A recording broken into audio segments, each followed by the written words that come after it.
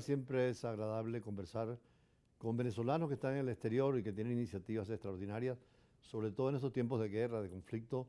Llamamos a Débora Apeloy, quien es fundadora de Itaicon Talks y trabaja precisamente en esta línea de diálogo, negociación, evitar la violencia y los odios, especialmente cuando tenemos guerras tan crueles como la de Rusia y Ucrania y ahora el conflicto en el Medio Oriente con el ataque terrorista de Hamas y la respuesta de Israel en Palestina.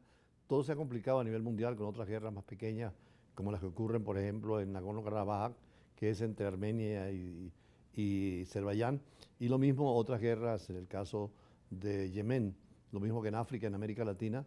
Aquí afortunadamente se ha acabado la violencia guerrillera y hay conversaciones de paz en Colombia. Por eso, Débora, ¿cuál es el mensaje inicial de esta actividad que tú haces desde Tikkun Talks? Gracias, Julio César, por la invitación. Bueno, desde Tikkun Talks, el mensaje principal es reparar el mundo. Tikkun en hebreo significa reparación y tenemos en el judaísmo este concepto tan poderoso que es reparar el mundo y cómo esa reparación viene desde uno, ¿no? Cómo el cambio que uno quiere ver en el mundo empieza desde la reparación que uno se hace a sí mismo, que también se traduce como propósito de vida. Entonces, Cuando, esos son los temas que hablamos en Tikkun Talks. Cuando hay reparaciones porque hay daño, ha habido situaciones muy complejas y si vemos el panorama internacional, están en todas partes deudores de esta situación de arreglar el mundo. ¿Cómo arreglarlo, Débora? ¿Cómo arreglarlo? Pues empezando por uno, empezando por ser una persona curiosa, por buscar información en diferentes lados, por abrazar la diversidad, por no quedarse con lo primero que te dijeron o lo primero que escuchaste, sino buscar una forma de ver los conflictos más holística y sí, o sea, sobre todo ahorita, específicamente con lo que está pasando en la guerra del Medio Oriente y el antisemitismo como se ha desatado. En tu, eh, si en tu caso, Débora, inclusive has tenido las consecuencias de este conflicto de guerra con familiares cercanos, ¿no? sí, sí, muy tristemente han sido semanas terribles. El 7 de octubre nos enteramos de que mi tío Moshe Ridler, que vivía en un kibutz muy cercanito a la Franja de Gaza, fue asesinado de la forma más injusta, más atroz y por un odio infundado. No solamente él, sino su cuidador, que era un muchacho de Moldavia, no judío, que no tenía nada que ver con este conflicto y que estaba en Israel trabajando, también fue asesinado. Entonces es un conflicto que va mucho más allá de las religiones y de las banderas. Como comunicadora que eres especializada y graduada en Venezuela, pero vives en el exterior, ya tienes extensión de Tikkun Talks en otros países.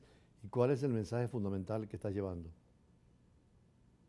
Bueno, es un mensaje de reparación, es un mensaje de aprender de conocer, de fomentar la curiosidad y el aprender de otras personas que han podido conectar con su propósito para ser agentes de cambio y para mover la aguja y tener un impacto, ya sea en el medio ambiente, que también es una causa importantísima que estamos luchando en todo lo que es el daño que le hemos hecho los humanos a la madre tierra y impacto social, ¿no? En Tikkun Talks he tenido conversaciones interesantísimas con agentes de cambio increíbles, desde temas como la comunidad LGBTQ y cómo puedes salir del closet con tu autenticidad hasta la moda sustentable y cómo podemos ser mucho más conscientes a la hora de escoger la ropa que compramos y las marcas que apoyamos, ¿no? O sea, es una plataforma muy holística en cuanto al impacto social y ambiental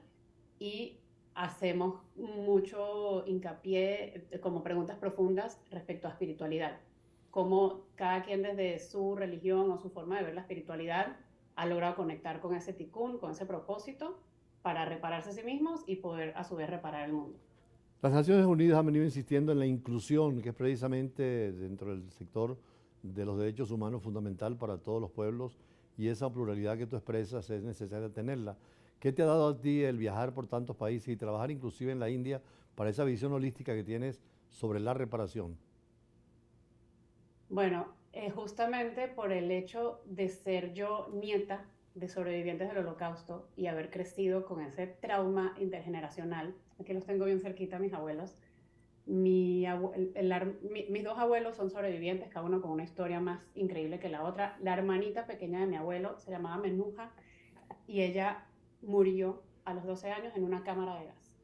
Y esto es un tema que a mí me traumó y he buscado convertirlo en luz y he estudiado y trabajado y explorado desde diferentes lugares y experiencias qué es lo que pasa con el ser humano, por qué surgen esos odios tan terribles que terminan en guerras y en genocidios, genocidios que me han marcado a mí como persona, desde mi tía abuela hace 80 años hasta mi tío en Israel hace 20 días.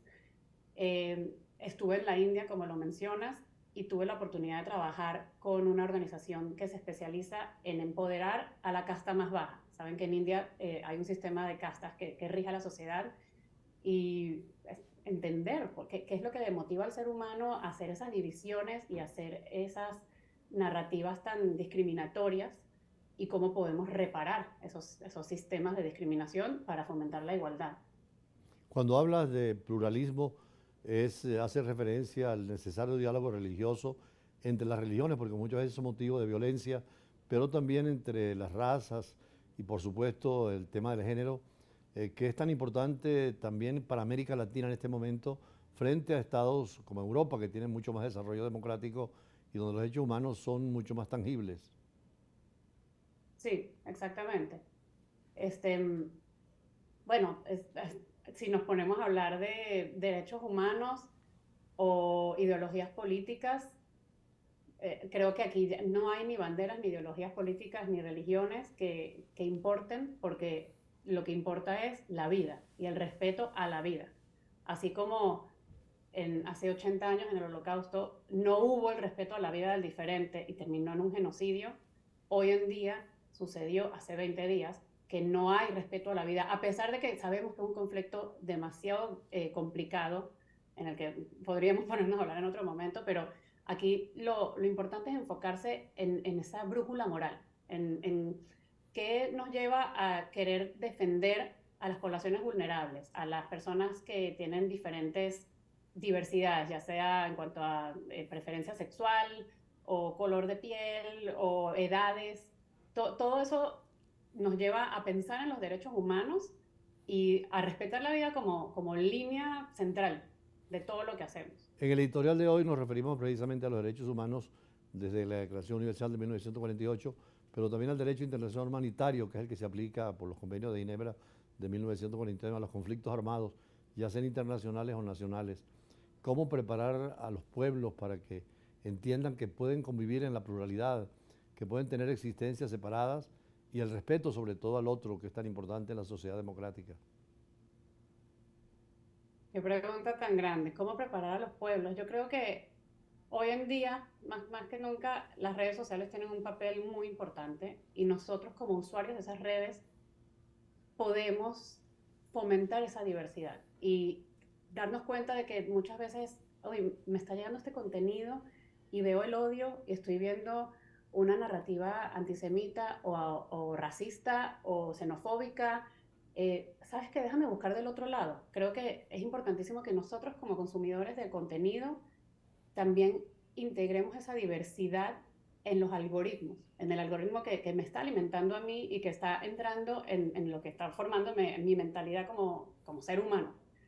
Hoy más que nunca estamos viendo, bueno, atrocidades en TikTok y en Instagram y videos que incitan a ese odio, incitan a más violencia y o sea, se ha hablado mucho, ya hay como varias peticiones que han hecho a Meta y a TikTok, a las diferentes plataformas para que hagan algo al respecto, pero tenemos que empezar por nosotros mismos, por nosotros alimentar un algoritmo mucho más limpio y mucho más alineado con los derechos humanos. Débora, precisamente hoy estaba viendo la noticia de que 20 países, entre ellos Estados Unidos y China, están tratando de tener legislación para controlar precisamente esos algoritmos que están dirigidos muchas veces a la violencia o al odio o a la discriminación.